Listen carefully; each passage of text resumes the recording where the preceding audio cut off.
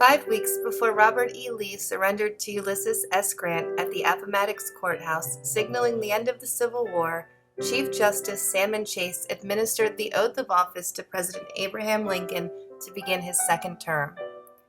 Weeks of wet weather had left Pennsylvania Avenue a sea of mud and standing water.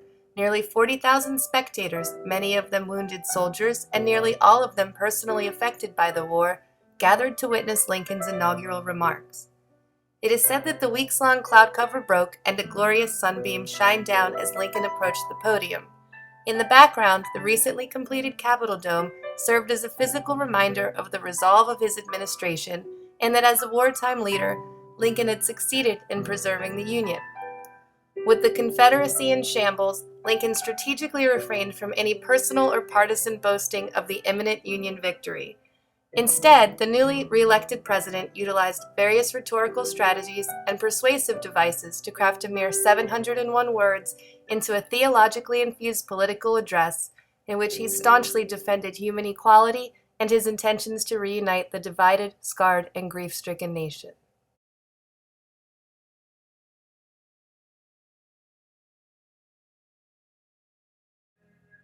Passive voice. By presenting his speech almost entirely in passive voice, Lincoln effectively directs the focus of his words away from himself. Here are a few examples.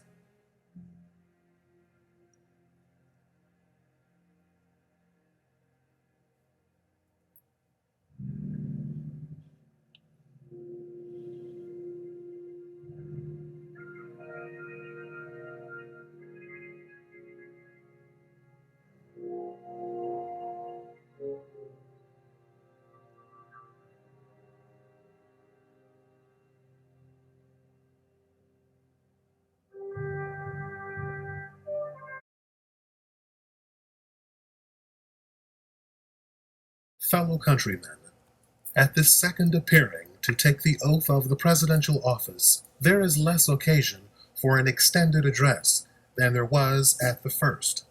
Then a statement somewhat in detail of a course to be pursued seemed fitting and proper. Now, at the expiration of 4 years, during which public declarations have been constantly called forth on every point and phase of the great contest which still absorbs the attention and engrosses the energies of the nation, little that is new could be presented. The progress of our arms, upon which all else chiefly depends, is as well known to the public as to myself, and it is, I trust, reasonably satisfactory and encouraging to all. With high hope for the future, no prediction in regard to it is ventured.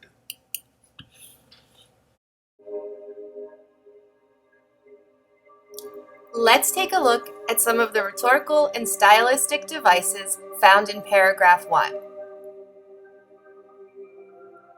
Lincoln utilizes adjective and adverbial phrases to convey the varying purposes of his former and current inaugural remarks. Lincoln is able to capture his audience's attention through alliteration or the occurrence of the same letter at the beginning of closely connected words. Lincoln's use of subdued and negative words throughout his address tone down his speech, lower audience expectation, and remove emphasis from himself.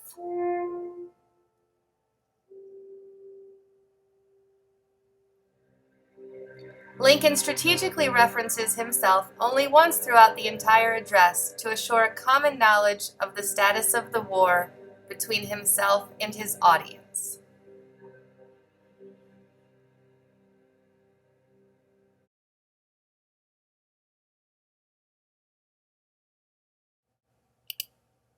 On the occasion corresponding to this 4 years ago, all thoughts were anxiously directed to an impending civil war.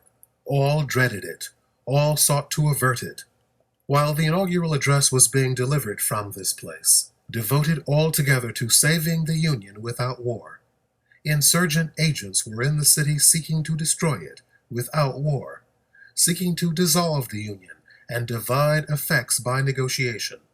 Both parties deprecated war, but one of them would make war rather than let the nation survive, and the other would accept war rather than let it perish, and the war came.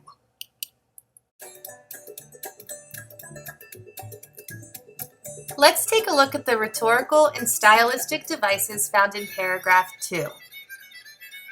Repetition. Lincoln uses the word war or its pronoun in every sentence. Parallelism. Lincoln utilizes parallelism repeatedly throughout the entire address to not only add balance to the syntax, but also to emphasize similarities between the warring regions. Lincoln presents dissimilar ideas between the North and South through antithesis. And after using war or its pronoun in every sentence as the direct object, Lincoln personifies it by making it the subject in the final sentence. And the war came.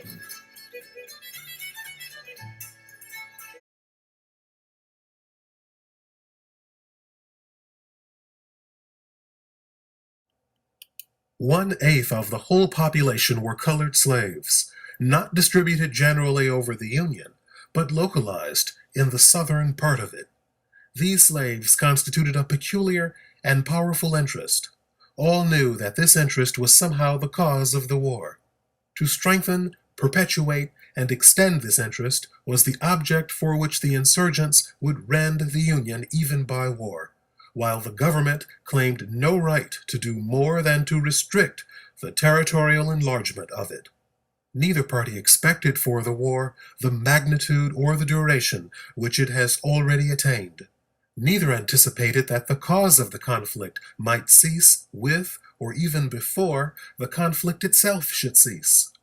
Each looked for an easier triumph, and a result less fundamental and astounding. Both read the same Bible, and pray to the same God, and each invokes his aid against the other. It may seem strange that any men should dare to ask a just God's assistance in wringing their bread from the sweat of other men's faces. But let us judge not, that we be not judged. The prayers of both could not be answered. That of neither has been answered fully.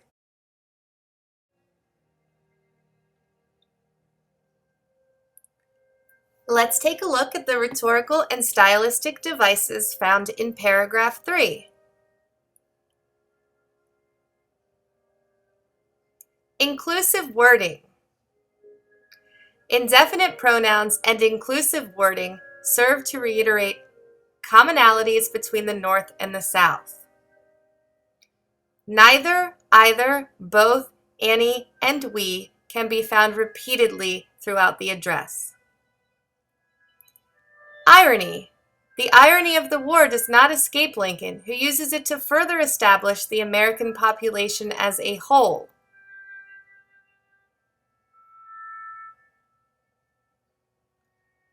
Lincoln places stylistic emphasis in his speech using chiasmus.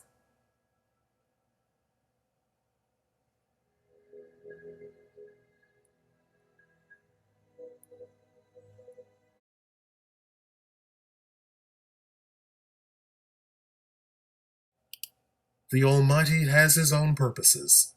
Woe unto the world because of offenses, for it must needs be that offenses come, but woe to that man by whom the offense cometh.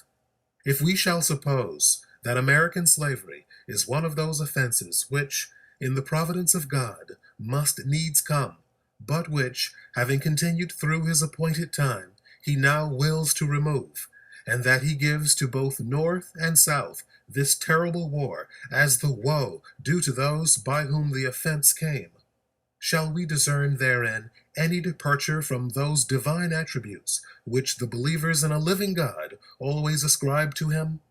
Fondly do we hope, fervently do we pray, that this mighty scourge of war may speedily pass away.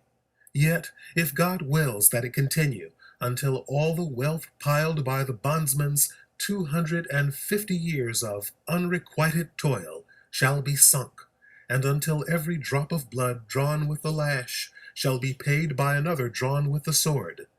As was said 3,000 years ago, so still it must be said, the judgments of the Lord are true and righteous altogether.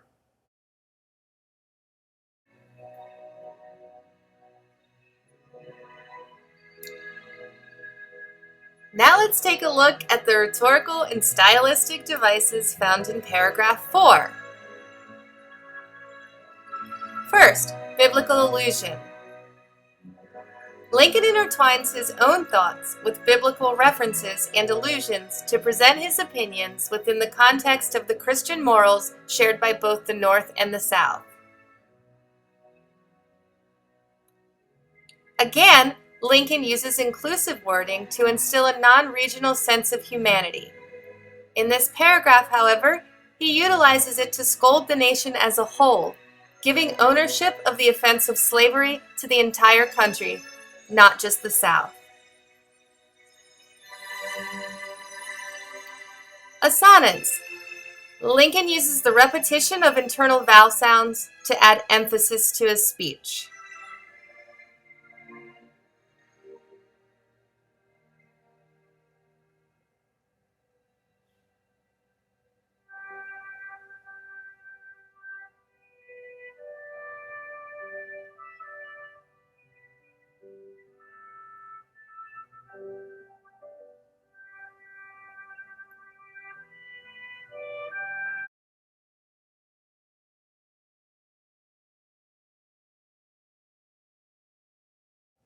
With malice toward none, with charity for all, with firmness in the right, as God gives us to see the right, let us strive on to finish the work we are in, to bind up the nation's wounds, to care for him who shall have borne the battle, and for his widow and his orphan, to do all which may achieve and cherish a just and lasting peace among ourselves and with all nations.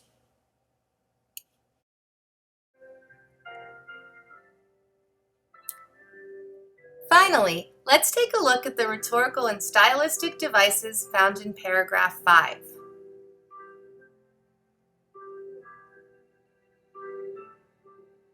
Lincoln uses anaphora and parallel structure.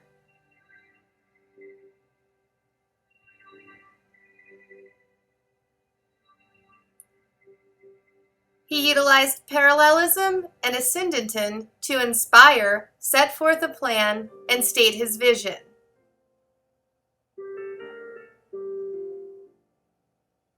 Polysyndanton, or the utilization of conjunctions to slow the tempo between clauses, was purposely structured to add emphasis.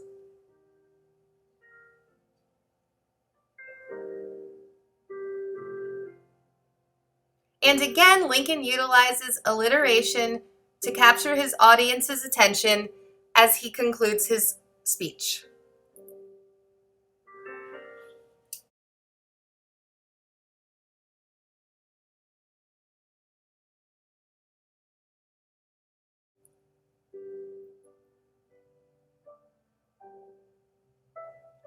Lincoln did not believe that his address was particularly well received by those in attendance.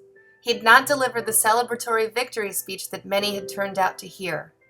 He predicted, however, that his address would wear well, perhaps better than any other that he had produced. He was correct. His timeless words of peace and reconciliation are immortalized on the north wall of the Lincoln Memorial in Washington, D.C.